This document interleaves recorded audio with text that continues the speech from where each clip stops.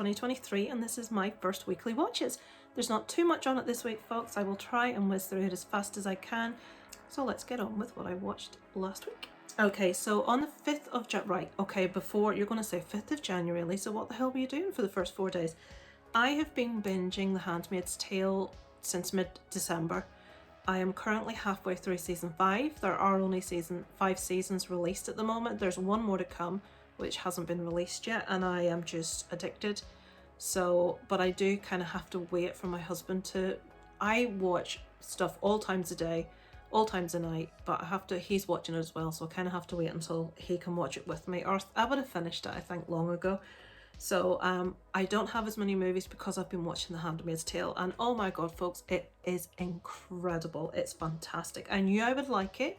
It's one of those I just had to get round to starting, and now that I have, wow, amazing. So on the 5th, I checked out a movie that quite a few people had been talking about. It's been a real little hidden gem called Cha Cha Real Smooth.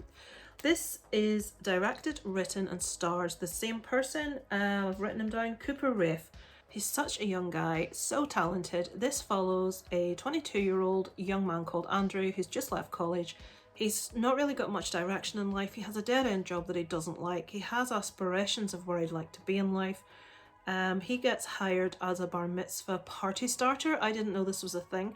It's for parties, someone that gets up and gets people dancing, and so it helps elevate the mood a bit, and that's what he's doing. He falls in with Dakota Johnson and her daughter, played by Vanessa Burkhart. She's autistic. Her performance is fabulous in this, and he develops a friendly relationship with this mother and her daughter. And it basically just follows a little segment of their life. Now, that may not sound interesting to you. It's not going to be for everyone, but I loved this movie. What I loved about this was the maturity as to how it's written, the maturity of how it ends.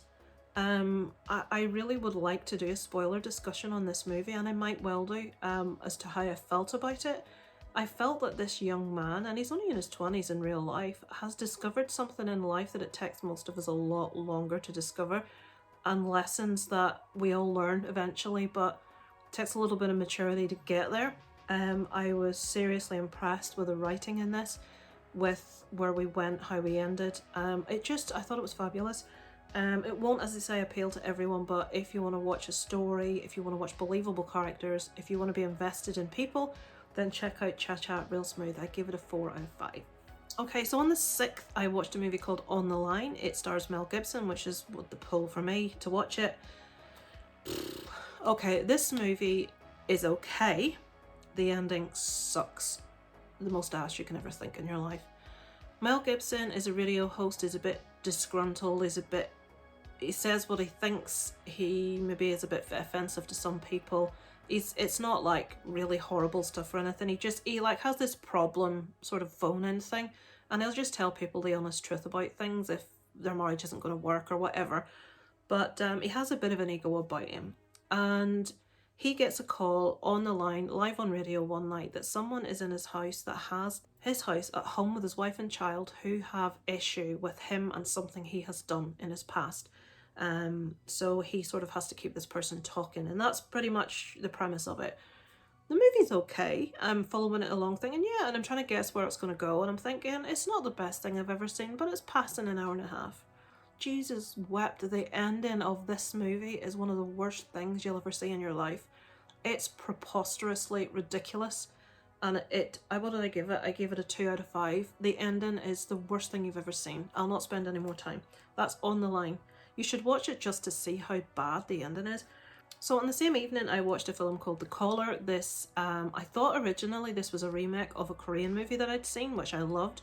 Don't think it was.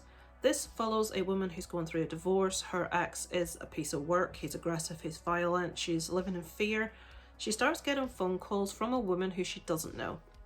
This woman seems to know everything about her. She has no idea who this woman is, but this woman seems to be calling from a different timeline. That sounds a lot more interesting than the movie is. The movie is a decent watch. It's okay. It's not amazing. It's not groundbreaking. What did I give it? I give it a 3 out of 5, which is my score for, it was okay. It passed a couple hours. I enjoyed it. It could have been so much better and so much creepier, but I like the idea, I like the premise. So that's The Caller. On the next evening, it's like when I was doing my worst movies of the year, and Strange Monkey commented on this when I said, why did I watch this? Sometimes I question myself, why did you watch this, Lisa? Sometimes I am in the mood for something really easy and banal, and it's not going to make me have to think. And occasionally, a romantic comedy, you find a little gem. Occasionally. This is not one of those times. Ticket to Paradise with George Clooney and Julia Roberts, both of whom I really like. This follows, they're a divorced couple. They disagree on everything. They were married for 5 years. They go to great lengths to not be in the same room. They want to be sat at opposite sides of the auditorium when their daughter's graduating. That doesn't happen. Long story short, their daughter goes away on a holiday. She meets a guy. She's gonna, as far as they're concerned, ruin her life. She wants to get married and move there. She has trained as a lawyer. She's got a really promising future ahead of her, and her parents have to unite, despite their hatred for one another, to stop their daughter making this big mistake. And that's the premise of the movie. And we all know where that's going to go and what's going to happen in the end. And yeah, it's very predictable. Okay, I've watched 3 movies this day. I think this was Saturday and I was in all day and nothing much to do. So Ticket to Paradise. Then I watched a Christmas movie, folks. I was really disappointed I'd forgotten to watch this over Christmas. I got it for Christmas, forgot 8-Bit Christmas. I do remember people talking about this and saying they really enjoyed it. And I watched it and I really enjoyed it. This is a movie set in the 80s, my favourite decade for movies.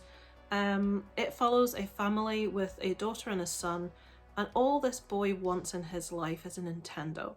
All the girl wants is a Cabbage Patch. Now, I relate to that because I desperately wanted a Cabbage Patch doll as a child. I never got one because I come from that era where your parents would say, that's too fucking expensive, you're not having that, and you just didn't get it. So I never got my Cabbage Patch doll. Incidentally, once I did a swap on YouTube. This guy from America had one and he says, yeah, I've got several. You send me this and I'll send you the Cabbage Patch. I sent him the stuff he asked for. He never sent the Cabbage Patch. Git. Absolute git. So anyway, this story follows this young boy's quest to get a Nintendo, his relationship with his family, his friends. There's so many stereotypes that you'll see from when you were a child, things you'll recognise. I loved this. The ending of this, I did shed a tear, I have to admit. It's one of those just really nice family movies that really pull you in, but it's fun, it's engaging. Because I grew up in the 80s, it's, I was a child at that time, it's really relatable as well. So it was called 8-Bit Christmas and I gave that a 3.5 out of 5. And finally, on the same evening, I watched Old Man. This has got Stephen Lang and Mark Center as the main 2 performances in this. I have wanted to see this for quite some time. I haven't been hearing very good reports. Aaron from Screen Stars reviewed this and he said pretty much what I felt also. It was the first kind of decent review of it I've seen. So this follows an old man who's obviously struggling with memory issues. Maybe he has onset early dementia. He's living on his own in a cabin in the middle of nowhere. And all of a sudden this young man played by Mark Center, he's a hiker, he's got lost, he comes across the cabin, and the whole movie follows these 2 guys together in this cabin. And it's not going to be for everyone. It is slow. It's all about character performance. I've read the reviews on IMDb and most people hated it because they just felt it was boring, slow, dull. If you want to see a good performance and you're not worried about massive things happening, then I think you could get a lot from this. Stephen Lang's fantastic in this. I enjoyed it. I enjoyed where it went. I wasn't expecting 100%. I was expecting little bits, but not everything that happened at the end of the movie. It's a little bit twisty. I enjoyed it. I liked where it left us. I thought it was a decent, solid performance. I loved how the cabin was styled out. The shots, the cinematography are beautiful in it. So if really fast-paced, moving story doesn't bother you, Old Man, you should check out. You could do an awful lot worse. I gave that one a 3 out of 5. So guys, that is everything I've watched this past week. I'm still watching Handmaid's Tale. I've started playing God of War Ragnarok. Oh Jesus, it's so good. So yeah, I need to go back to that again. So finally I've broken free of Assassin's Creed Valhalla. I'll probably go back to that again. But Assassin's Creed are releasing a new game this year. I think it's called Mirage and it looks awesome. But we're God of War Ragnarok at the moment. So yeah, that is it for this week, guys. I have to do a following video, which I really hope you guys will check out. It might be a little bit longer than these videos, but it's very important to me. It's for the Cinema Squad and their annual Rubber Duckies Awards. It's going to be the nominations and my choices for the Rubber Duckies. I'm going to give you details as to how you can vote, how you can watch the live stream on the evening when it's broadcast. It's kind of like a YouTube movie channel Oscars of our own, and the Cinema Squad host it, and there's an awful lot of work involved in it, guys, so it would be awesome if you could support them and vote when I give you the details, and then pop over to the channel on the night and support it. So thank you guys for watching. I shall be back next week with another What I Watched, as always. Over a night from Lisa Loves.